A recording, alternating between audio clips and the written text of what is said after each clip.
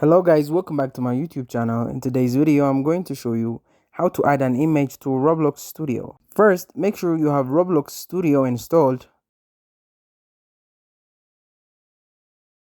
Next, your image file ready, PNG or JPG under 10 megabyte. Then next, a verified Roblox account to upload assets.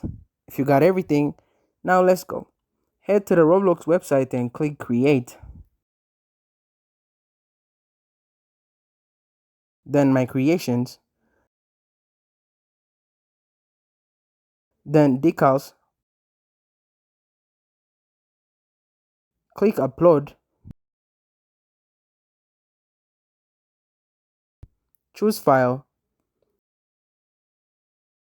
Pick your image, name it, and hit upload. Wait for approval. This can take a few minutes. And that's it. Thank you guys for watching this video. If this video was helpful, don't forget to like and subscribe to my YouTube channel.